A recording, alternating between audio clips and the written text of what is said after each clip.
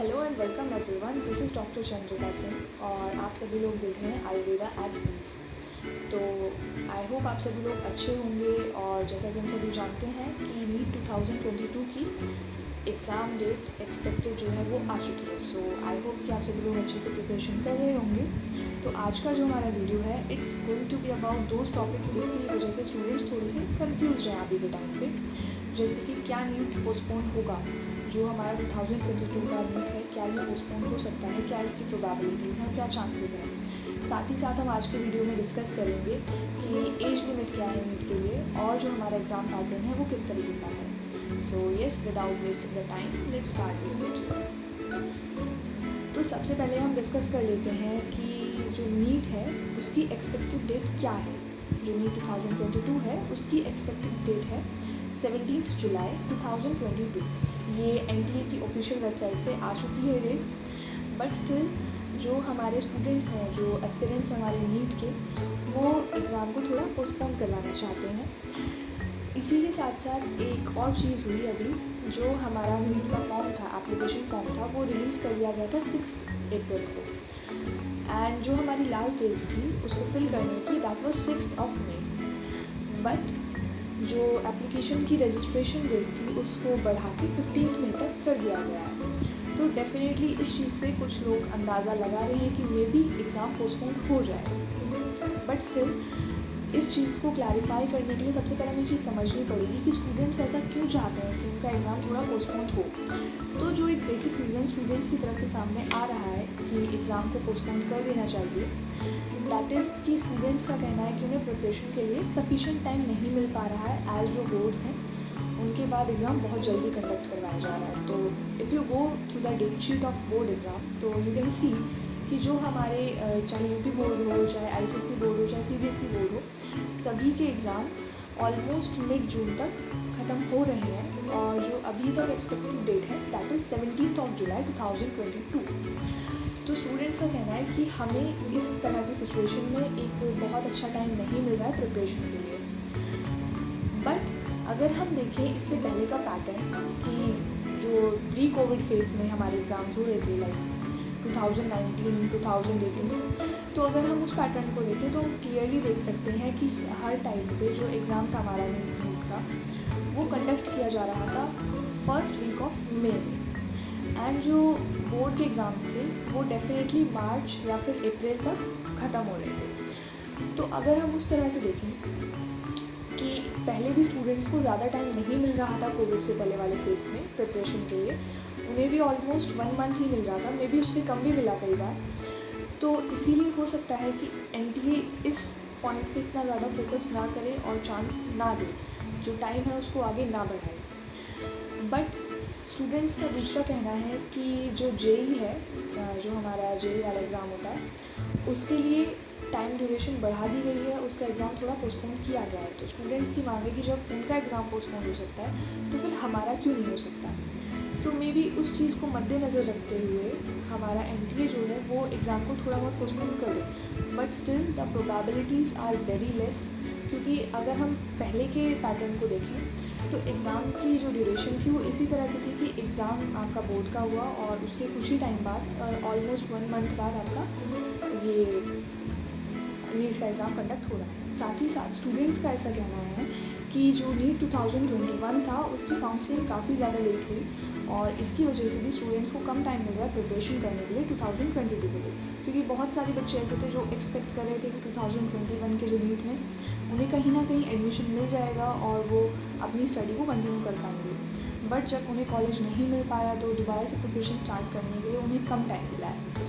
तो ये भी एक रीज़न है कि स्टूडेंट्स मांग कर रहे हैं कि एग्ज़ाम की डेट को आगे बढ़ा दिया जाए। और साथ ही साथ जो नीट 2022 है वो क्लैश कर रहा है कुछ और एग्ज़ाम्स के साथ। तो इसलिए भी स्टूडेंट्स ऐसा चाह रहे हैं कि एग्ज़ाम डेट है जो वो थोड़ी डिले कर दी जाए, जिससे कि स्टूडेंट्स को थोड़ी ईजी पड़े।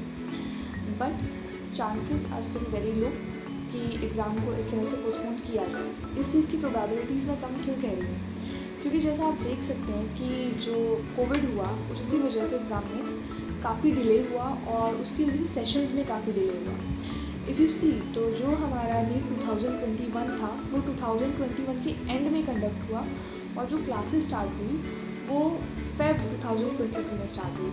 तो डेफिनेटली जो 2021 बैच है वो ऑलरेडी बहुत ज़्यादा डिलेड है, और अगर इसी तरीके से एग्ज़ाम को पोस्टपोन किया जाता है जुलाई से ले जाके कहीं अगस्त या उसके बाद सितंबर, अक्टूबर या नवंबर में कंडक्ट करते हैं, तो उसके बाद काउंसलिंग में, रिज़ल्ट आने में और उसके बाद क्लासेस के स्टार्ट होने में बहुत ज़्यादा टाइम लग जाएगा, और जो हमारा 22 का सेशन है वो भी बहुत ज़्यादा डिले हो जाएगा। दैट्स वाई NTA ट्रैक पे लाना चाह रहा है सेशंस को, और NTA जो टाइमलाइन ख़राब हुई है कोविड की वजह से उसको ठीक करना चाह रहा है। इसीलिए प्रोबेबिलिटीज़ बहुत कम है कि जो स्टूडेंट्स मांग कर रहे हैं उसको माना जाए और एग्ज़ाम को पोस्टपोन किया जाए।